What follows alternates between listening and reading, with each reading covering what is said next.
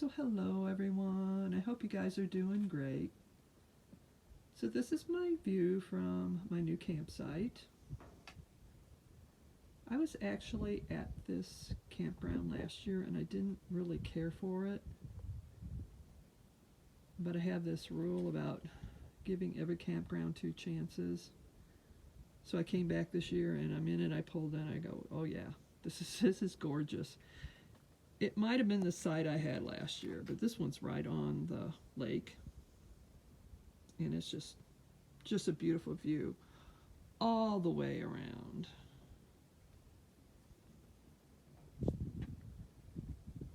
What you don't want to do is wander around in the dark, because a few feet from my trailer there's a pretty good drop off. Look at that. That's as close as I'm getting to the edge. Yeah.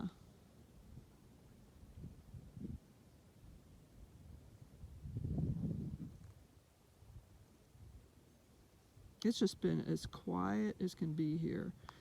The good thing about this park is the campgrounds are large. The campsites are large, and yeah, you got some distance between you and the next person. So this is cool. You look off in the distance there.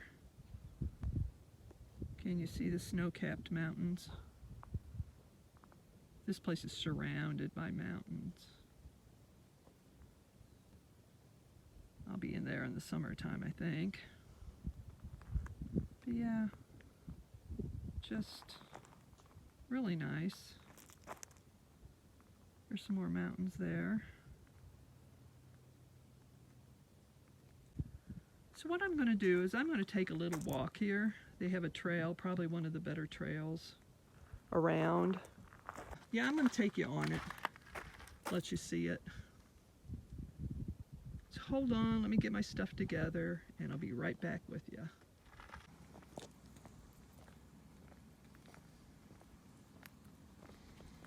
So this is the trail going here, but this thing is really, really long.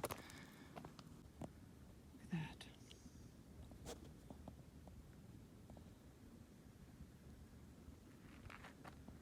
We're headed to the snow-capped peaks over here. So this is just a lovely park. Hold on a minute, let me back up a bit. So they do mile markers here. Some of them get really cute. That's 0. I'm looking at the rocks going the opposite way here, because one of them will have the miles it is from the other end of the trail. So far I'm not seeing them.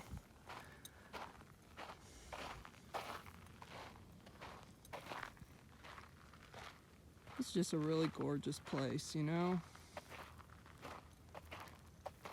The reason I didn't care for it last year was this place is massive. The campground itself. It's like 50 campsites. Yeah, they're spread out and everything, but I kind of like the smaller, more intimate campgrounds where there's only like maybe 15 to 20 campsites all together. And I got here and I was driving in, I'm going, this place is huge. And I had reserved 14 days, so I felt stuck here because this also feels like you're out in the middle of nowhere and not anywhere near a store or anything. And that's not exactly true, but it just feels like it. And I like to just hop into town every once in a while when I get the urge. And actually, it's not that far from the town. I think it's only 23 minutes to a Walmart. And that's within my range of 20 to 30 minutes, but it just feels like you're here in the middle of nowhere. And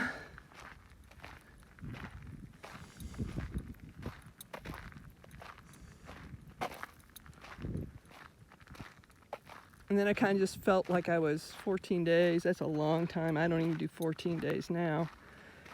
But that was my first winter last year, and I was trying out all the parks and everything. So I was kind of walking in going, no, I don't like this one. Yeah, I like this one. No, I don't like this one. And leaving. And I found out that I have to give all of them a second chance because my priorities have changed since last year. I'm no longer looking for the same thing in a campground that I was looking for a year ago. And this place will fill up on the weekends. But right now it's just so peaceful. I mean, it's like half full. You know, I have that, what's it called? Selfie stick with the gimbal on it for trails. I never thought to even bring it. I really got to do that one of these days. Anyway, yeah, I'm suffering from sinus problems and just started a couple days ago. I've been fine, but I picked up some medicine at the store yesterday, so hopefully it'll kick. It's just sinuses. I don't know what I'm allergic to out here, but it's something. It's something. So it's supposed to be a gorgeous day today. It's supposed to get up to 71, I think. I'm really looking forward to that. While I'm here, I might start working on that set of curtains for the trailer, not the trailer, yeah, the trailer that match up with the back one. And finally get those sewed up. So I'll get my sewing machine out here probably next few days. I'm gonna go to town tomorrow. I know I just got here, but I need to do that laundry. Pick up a few things for the weekend. And yeah. And oh, they have a used bookstore. I haven't been reading my books. I'm starting to get back into them again, but I have not been reading them. And a friend told me about a used bookstore here in town. I think it's called Black Cat Used Books or something. And coffee shop. So I think I'll go there tomorrow. It sounds like fun. How are we doing here? Am I keeping you guys from jumping around too much? I wish I would have bought that selfie stick.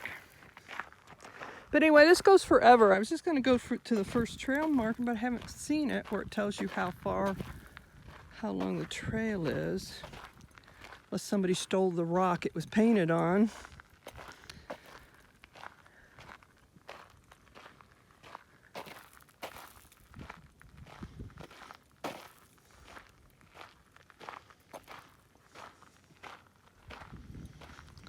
I'm not 100% sure where I'm going to be this summer, but I have a feeling it will be in these snow-capped mountains of New Mexico. Hopefully the snow won't be there when I get there. But I really wanted to go to Minnesota, but I still want to. But when I got to looking at campgrounds, I was having a hard time finding free ones. And to spend a whole summer paying for campgrounds, even if there are COEs, seem like it would add up to too much money. So as much as I would like to go up there and the UP in Michigan and Wisconsin, not this year. Maybe next. I don't know. Okay, found it. So wrong. It is 11, well, it's probably 11 and a half by the time you get back to camp. Let's see. And each one of these has Native American symbols on them, which is pretty cool.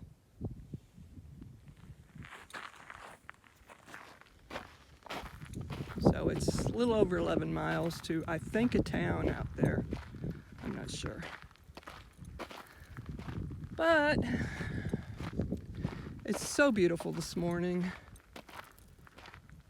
But it will get warm. And I do have some things to do. I'm going to plant, and before I get off this video, I am going to show you what's going on in my little, what's my friend call it? Grow lab. My little grow lab in the van. I'm also going to plan a couple more things today. I will put it at the end of the video for those people that just cannot handle talking about gardens. I will not judge you. Anyway, I'm going to walk a little bit farther and then I'm just going to come back. If I see anything interesting, I'll show it to you, but right now it just looks like a trail. So I'm headed back to camp. Didn't go very far. But look at the view from here going back to camp. It's beautiful too. Just gorgeous.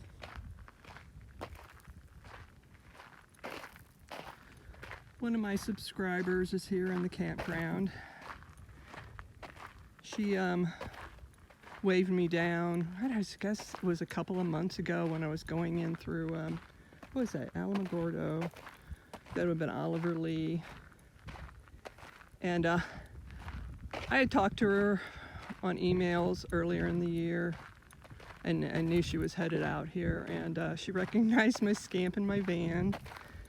And we were running into each other at the different campgrounds here. So I'm going to stop by and say hello to her. And yeah, and I have another subscriber that's headed out this way also. And I've been talking to her for a long time on emails. And I'm excited about finally meeting her. And yeah, this is nice. Well, let me get back to the camp. And then we'll take a look at the veggies and see how they're doing. Okay, hello everyone. I am done with my hike. In fact, that was this morning, and I've been goofing around the whole day. But I thought I'd finish this up and show you a little bit of what's been going on with my seeds and what I have planned for the garden here in the next week. But here is the wild rocket, or arugula. And yeah, that only took 3 days to come up. I was really surprised, and I think it was the heat mat I put under there to keep them from freezing at night. It really kept them nice and warm. And the other thing that came up, which surprised me the next day, was the yadfa. Oh, you see that? The wind is blowing. I gotta get these babies inside. They're not used to being outside. But you can see 3 of them. It looks like 5 are coming up. I need 6. So we might have to, we'll give it some time. I'm sure another one will pop up. I need 6 of them all together. Some of these seeds are kind of old because I've been on the road for a couple years, so we'll see how they do. The other thing, I also sowed some seeds the other day, but I neglected to tell you guys. We have the 2 with onion in them, if you remember. Well, 1 with onion. I actually planted another onion because I wanted more of a real onion. Now it doesn't bulb, but it gets torpedo shaped. And I did these, I only got to grow them once at the house before I took off. And really low maintenance. I mean, I just put them in the ground and went back a few months later and these red onions were there. They did wonderful. So I went ahead and planted some of these. And let's see.